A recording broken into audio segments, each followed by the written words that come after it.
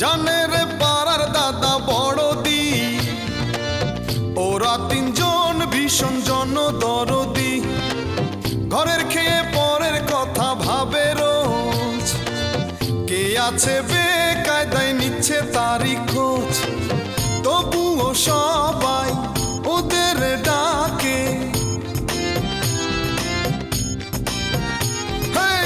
তবুও সবাই ওদের ডাকে একই সুরে। ভব ঘুরে ভব ঘুরে, ভব ঘুরে ভব ঘুরে, ভব ঘুরে ভব ঘুরে।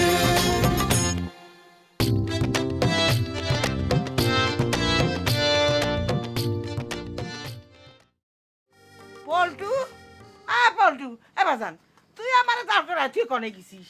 মা এই যে এটা আনতে গেছিলাম, এটা কাগারের হাতে থাকে জানিস? এটা হচ্ছে ভিলেনগের হাতে থাকে। ও ভিলেন কি রে বাজান? ভিলেন বুঝলি না? ভিলেন হচ্ছে শয়তান, ওই যে যাত্রা দলে থাকে। লায়কাকের তার বাপ মার কাছ থেকে তুলে নিয়ে আসে, আর লায়ক যায় মারামারি করে ওদের কাছ থেকে উদ্ধার করে।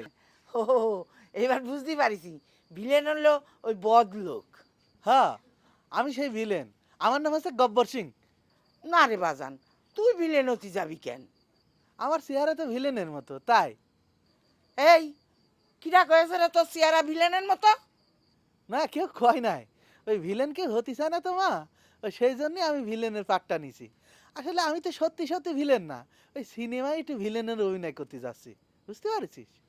ও, তা তো বুঝলাম। তো তুই আমারে এখানে দাঁড় করায় রাখিছিস কেন? তোর সাথে আমি এখন রিহার্সেল করব। মনে কর যে তুই এখন লাইকার মা, আর আমি হচ্ছে ভিলেন। এই তোর কাছ থেকে আমি লাইকারে কিরকম করে চিনে আনবো, সেই রিহার্সালটা কিরকম করে হয় দেখ। এই শয়তান, আমার পরিরে তুই ছেড়ে দে, তা নাহলে কিন্তু তোরে কুপায় কাটে ফেলাস কি। রাখ বাজান রাখ, আমি এখন তোর নিয়াসেল দেখতে পারবো না বুঝলি। আমার তো অনেক কাজ পড়ে রয়েছে, এন দাঁড়ায় থাকলে আমার কাজ করবে না কিনা। আমি যাই। মা চলে গেল। আচ্ছা যাগ্গে, ওই লাইকা যখন আসবে, ওই লাইকার সাথে একেবারে আমি ফাইনাল রিহার্সাল করবো। কিন্তু এখনো তো একটু করা লাগে, একা একাই করি। শয়তান, তুই যদি আমার পরীক ছাড়ি না দিস, তাহলে তোরে আমি কাইটে কুইটে পিস পিস করে ফেলা দেবো। শুনবো না তো?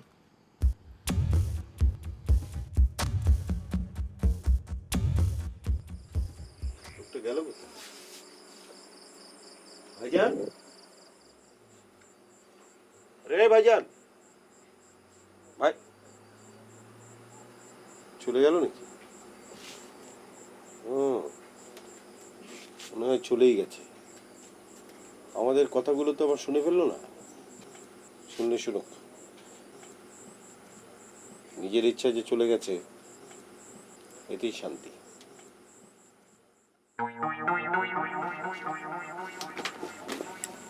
ব্যাগটা রেখেছো?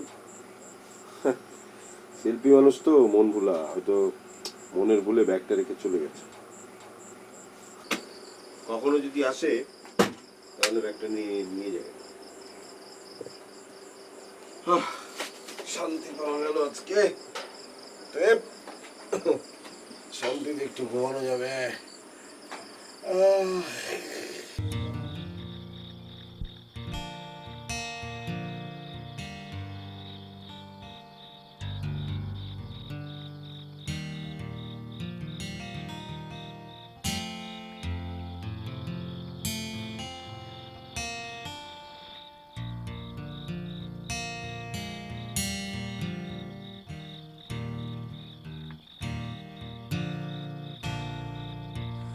ওরে নীল দরিয়া আমাদের দে ছাড়িয়া,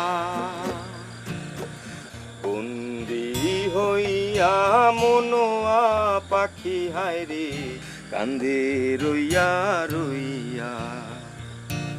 ওরে নীল দরিয়া।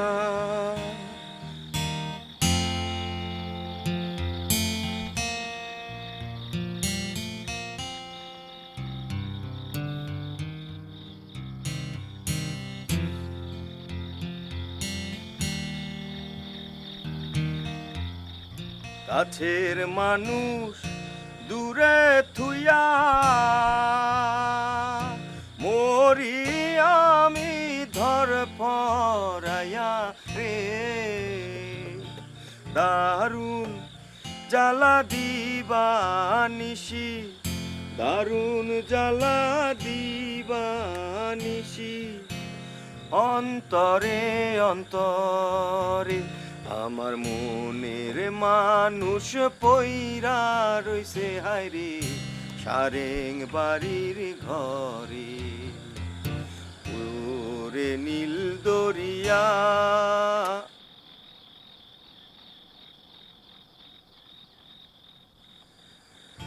এই না পথ ধইরা আমি কত যে গেছি চইলা,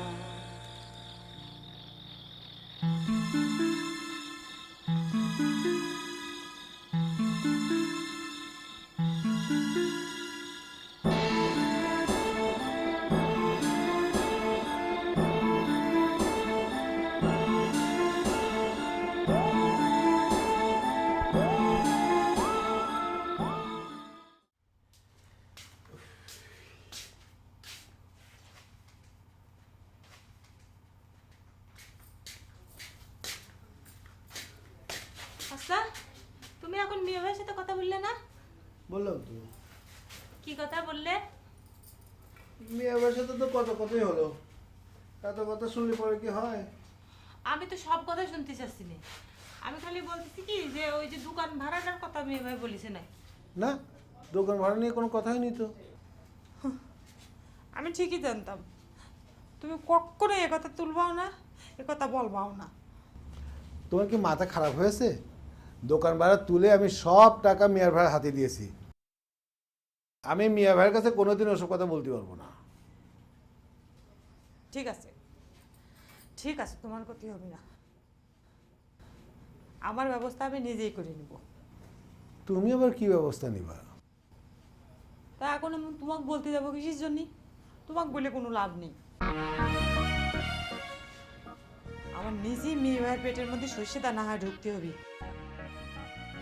তারপর আস্তে আস্তে সমস্ত কথা উদ্দেশ্য এগুলো বাইর করে নিয়ে পট করে বাইর হতে হবে। আমি বুঝেছি তো এই দুনিয়ায় যার যার কাজ তাক তাক করতে হয়, কেউ কারোটা করে দেয় না। এখন আমি বুঝে গেছি, এখন আমার নিজেরটা আমি নিজেই করে নেব না। আচ্ছা, তোর কি সত্যি সত্যি মাথাটা তো খারাপ হয়ে গেল?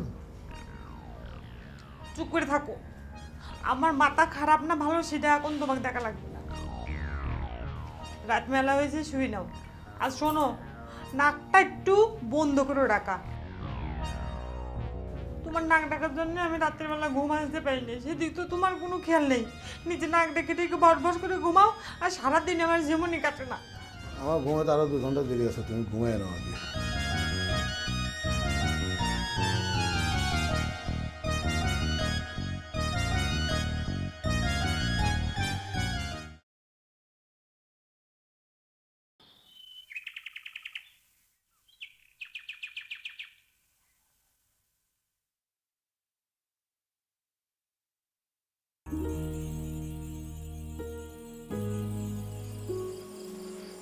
ইয়ে এই যে ভাই, উঠুন উঠুন। আর কি আছে, একটু ঘুমাতে দেন না। আর এই যে জানালার পর্দাটা অথবা এই যে স্লাইডিংটা কত রোদ রোদ আসে। আরে ভাই উঠেন, আপনার সাথে কথা আছে, উঠেন। আচ্ছা, কথাটা পরে বলেন না। না না না না, কথা পরে বললে হবে না, এখনই বলতে হবে। আপনি উঠুন তো ভাই। কি এমন কথা রে ভাই যে এর জন্য এখন উঠতে হবে? ঘুমটা ভাঙায় কি ভাই? আরে আপনাকে উঠতে বলেছি, আপনি উঠুন। আর যদি না উঠতে পারেন তাহলে আপনাকে একটা সাফ সাফ কথা বলতে চাই। এই মুহূর্তে আপনার ব্যাগ যা যা আছে সবকিছু নিয়ে বাংলোটা ছেড়ে যান।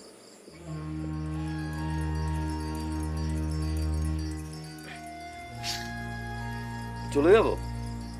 তাহলে ওই রহস্যময়ের খোঁজ করবে কে? আচ্ছা, কি যেন নাম আপনার? শান্ত। শান্ত। আচ্ছা শান্ত সাহেব, আপনাদের বাংলোতে কোনো মেয়ে থাকে?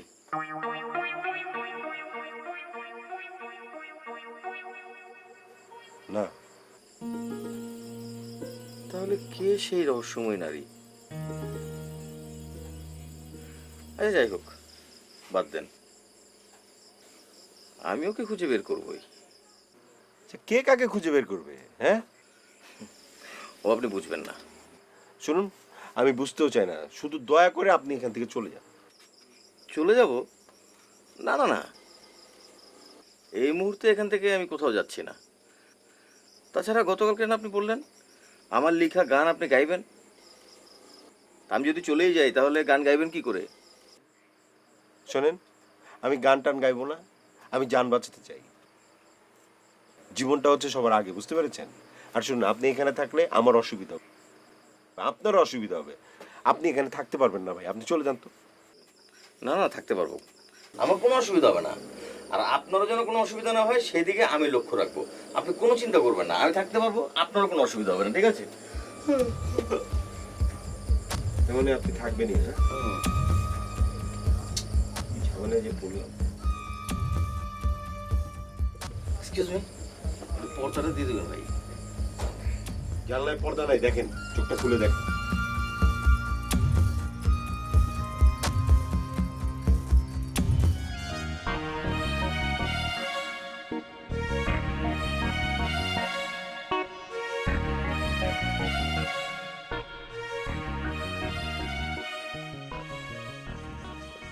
বল ওদিকে আয়। হাই কি কবি কি কবি? এই এরকম দাঁত মুখ খিচে কথা করছিস কি জন্য? হ্যাঁ, পেটে খালে পিঠে সয়, পেটে খিদায় ডন মারছে আর উনি আমার সাথে কি কথা করছে? কি কবি ক? ওই যে ঢাকার থেকে ফোন করেছিল, ওই যে স্যাঙ্গারা খান না কি খান ডিরেক্টর। কে ফোন করেছিল? আর ওই যে ডাইরেক্টর স্যাংরা খান না কি খান যেন কি ফোন করেছিল? কি নাম করলি? স্যাংরা খান। না না, তোকে দিয়ে কিচ্ছু হবে না। এরকম একটা গুণী মানুষ যার আন্ডারে আমি 2 বছর কাজ করেছি, তুই সেই নামটা তার ছেলের সাথে নিয়েছিস? যে গুণীজনকে সম্মান করতে জানে না তার কাছ থেকে কি আশা করা যায় তুই? আচ্ছা সরি, ভুলে গেছে। ঠিক আছে, আর যেন ভুল না হয়। বস কি করলো? না, ওই বস ফোন করে কলো যে মজনুরে চাই, তো আব্বা আর বেঁচে যাচ্ছে তো মজনু নামে কাউরে চিনে না। তা আমি সিচুয়েশনটা বুঝতে পারলাম, বুঝতে পারে আমি ফোনটা ধরে করলাম যে আমি মজনু, কন কি করবেন? তারপর তারপর কি করলো? না, আমার সাথে অবশ্য তেমন বেশি কথা হয়নি। কবে আসবে তাকে কিছু করলো? না, কলো যে 2-3 দিনের মধ্যে সবকিছু গোছগাছ করে রেডি হয়ে রওনা দিবে, তো রওনা দেওয়ার আগে ফোন করে সবকিছু জানাবে, বুঝতে পেরেছিস? দেখেছিস আমার ক্ষমতা, দেখেছিস? ঢাকায় সারিছিস সেই কবে, কিন্তু এখানে বসে সব করতে পারি না। সেটা তো দেখলামই, পারিস তুই। তবে একটা কথা কিন্তু তোরা আমি আগেই কইছি, এখনো করছি, ওই নায়কের রোলটা কিন্তু আমাকে দিতে হবে। ঠিক আছে, আমি বসকে কয়ে দেবো না, কিন্তু অভিনয় না পারলে কিন্তু আমার কিছুই করার থাকবে না, বস খুবই রেগে যাবে। তো যদি বাদ দিয়ে দেয় তখন আমি আর কিছুই করতে পারবো না। প্রসেস কি? আমার বাদ দিবে মানে? তাহলে পরে আমার বাদ দিয়ে কারে নায়ক বানাবে? মন্টুরে, মন্টুরে নায়ক বানাবে। না, এটা এটা মানে এটা কিরম হয়ে যায় না? এটা অবশ্য আমি যদি ডিরেকশন দেই তাহলে পরে মনে কর যে তুই না পারলিও হাতে কলমে ধৈর্য তোরে আমি শিখাবো। কিন্তু বস, আরে বাবা, এরকম এক মাল রে ভাই, সে জীবনে করবো না। তাই ঠিক আছে, তুই ডিরেক্টর, আমি মন্টুরে বুঝাই কবানি না। টাকা খরচ করতেছি আমরা, আমরা যার ইচ্ছা। তুই আমাদের বন্ধু না, তোরে রাইখে ওই স্যাংরা খানের নেওয়ার আমাদের কোন দরকার আছে?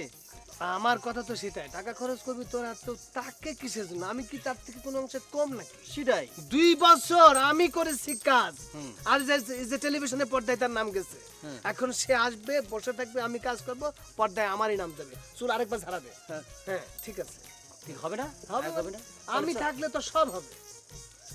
তাহলে এক কাজ কর, নলিনীর দোকানে দেখলাম যে গরম গরম জিলেবি বাজতেছে, আয় দোস্ত মাইরি দেই।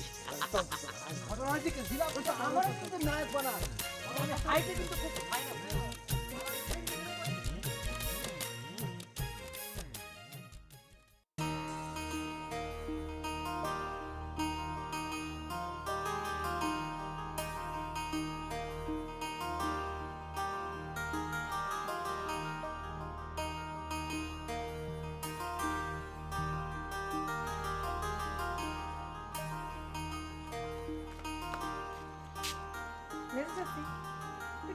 করতেছো?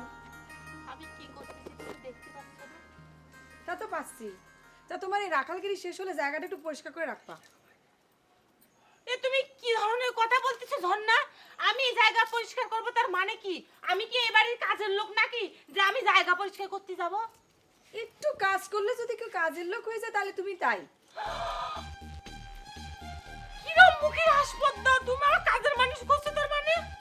এই মেয়ে, এই তুমি জানো আমার বাপের বাড়িতে কয়টা কাজের মানুষ, তুমি আমার কাজ করতে বলতেছো? আমি কি করে জানবো?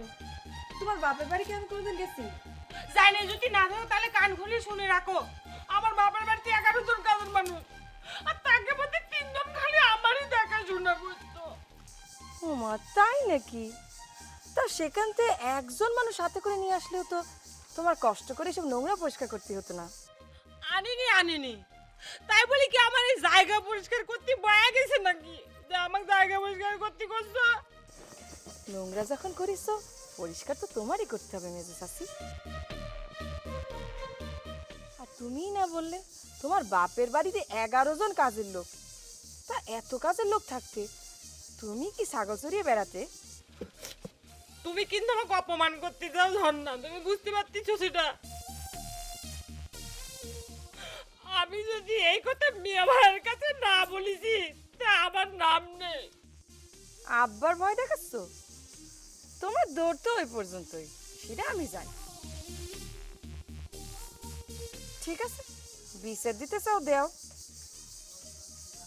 তবে সত্যি কথাটা কয়, তোমার তো আবার বানিয়ে বানিয়ে কথা বলার অভ্যাস। যা মুখে আসতে তোমার তাই বলতে দে, ঠিক আছে? আমি যদি এই সব কথা বিচার না করি দিতে আমার নাম কইতরি না দেখনে মেয়ের কাছে তো বলবই, তোমার মাঝি চাচার কাছেও আমি সব কথা বলে দেব। মা, মামা,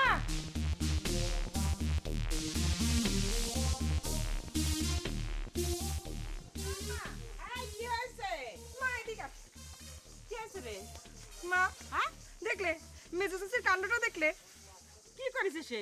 কি করেনি তাই কও? সকাল থেকে উনি লেগেছেন রাখালগিরি করতে। আমি যে কইছি এখানটা নোংরা করতে সব পরিষ্কার করে রাখবা, অমনি যা মুখে এসে তাই কই শোনালো। তার সাথে তুই লাগতে যাস কি জন্য? আমি আবার তার সাথে লাগতে গেলাম কখন? সেই তো সবসময় বেশি বেশি কথা কয়। আবার কয় কি না আব্বার কাছে নাকি আমার নামে নালিশ দিবে। আমিও কয়ে দিয়েছি, দেও গা নালিশ। মা, আব্বার মোবাইলটা কোনে? মোবাইল দিয়ে কি করবি? না, এদিক সেদিক মোবাইল করে আমার পড়াটা জানতে হয় না, তাই আর কি। আরে মোবাইল তো জন্টু দিয়ে বেরোচ্ছে। ঢাকাতে এক সিনেমার ডাইরেক্টর ফোন করেছিল, সে নাকি আমাদের ভোম্বল মাস্টারে খুব চেনা। তোর আব্বার সাথে কথা হয়েছে, আমিও কথা কইছি। সে তোর মিয়া ভাইরে সিনেমার নায়ক বানাবে। এই তো 2-1 দিনের মধ্যে আমাদের গ্রামে আসবি। মা, তুমি এসব কি করছো? মেয়ে ভাই হবে সিনেমার নায়ক? তালি হয়েছে। আচ্ছা মা, মেয়ে ভাই যদি সিনেমার নায়ক হয় সেই সিনেমাটা কারা দেখবে কত?